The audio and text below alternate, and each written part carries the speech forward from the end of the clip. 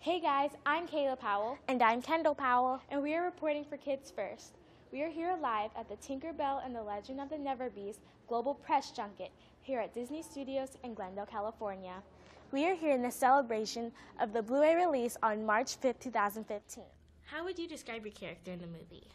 She is a fun-loving animal fairy who thinks with her heart, not with her head, and tends to get in a lot of trouble, breaking the rules, fighting for animals she shouldn't necessarily fight for, except in this specific situation, in which it's a very good thing that she's on Ruff's side. She's a really cool character. Thank you. You're welcome. So, do you and your character have any similarities? Oh my gosh, I think we're both goofballs. I think that it's probably hard to embarrass both of us. We'll take things, both of us, pretty far before we realize we should have put the brakes on a little sooner. And while preparing for or recording this movie, were there any challenges you had to overcome? I am not the best animal noise maker. And there's an entire scene in which Fawn acts out many different animals.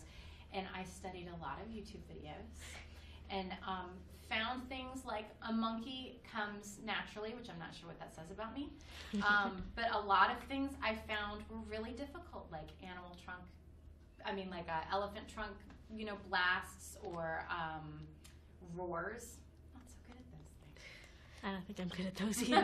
It's not something that you realize you're not good at. We wanted to do something unique for Gruff, and since Gruff is comprised of a llama and a camel, a dog and a cat, and a little bit of hyena, we went for something that sounded unique when put together. But we certainly leaned on the particular sounds for particular scenes in the movie. When Gruff is being playful, we would lean more on a camel sound. When Gruff is being sad, we lean more on a llama sound. So it really did kind of depend on what the animal sounded and in what context we needed Gruff to be. With Nix, we wanted to have a character who represented a little more thinking with your head.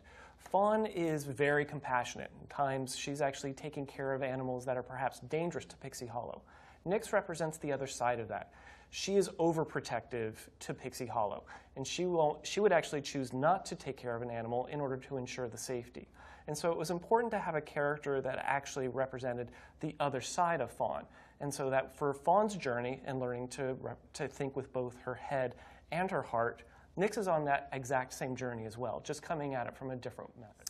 Tinkerbell and the Legend of the NeverBeast took 4.5 years to make from start to finish. And a lot of the time is spent just making sure the story is working. We would basically create a very rough version of the movie, and we'd screen it for ourselves and the other directors roughly 7 times, just to kind of work out all the story. Is this making sense? Is this as good as it can be?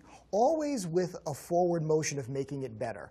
But we always knew the story that we wanted to tell. We always knew it was the emotional journey of the relationship between Fawn and Gruff. So if we ever got lost trying to create the story, because 4.5 years is a long time, we would always refer back to that relationship. My favorite scene in Tinkerbell and the Legend of the NeverBeast is a sequence we call Starry Night. Now that's the moment when Fawn realizes that she has to take Gruff away from Pixie Hollow for his own safety.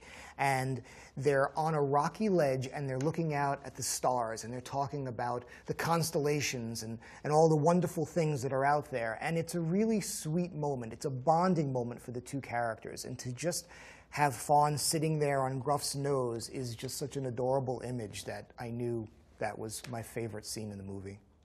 Well, Steve, the director, actually had a story in which he had seen his daughter interacting with his dog, and his dog was a big, scary dog, and his daughter just kind of wandered up and touched the dog, and he thought, even though I feel like she should find him intimidating, he's actually, lovable on the inside, and my daughter can see that, and I think that's the core of the story. I'd say that just trying to figure out the believability of how this animal might move was the most difficult part. He's made up of a bunch of different animals, essentially, and they don't necessarily work together, so we had to figure out how he would move as this brand new, never-before-seen animal. And as far as animating him, the challenge was to make him act, but not look like a person in a costume. We wanted him to act and have facial expressions and emotions like a real animal would. I think one of the reasons was this was her movie. And so we knew there's going to be a lot of acting in it. So her face isn't any different, but we pushed her facial expressions more, just to get more energy out of her, more life. She's a very lively, spirited character, so we wanted to push that as far as we could. I personally spent a lot of time on the strange sight sequence, and I still really enjoy that when it's where Fawn really is getting to know him for the first time, and they bond over the building of the towers. And I think for animation, my favorite scenes with Gruff are when he and Fawn are just sitting on the cliff talking to each other. It's a quiet moment, but that's where you start to see Gruff having some emotions and starting to come to life, and there's subtlety to him, and you can start to see that he cares about Fawn. We just had a great time speaking with some of the cast and crew of the new Tinkerbell movie, Tinkerbell and the Legends of the NeverBeast. Be sure to watch it on Blu-ray DVD March 5th. I'm Kayla Powell. And I'm Kendyl Powell. And we're reporting for Kids First. Thanks for watching. See you later. Toodles!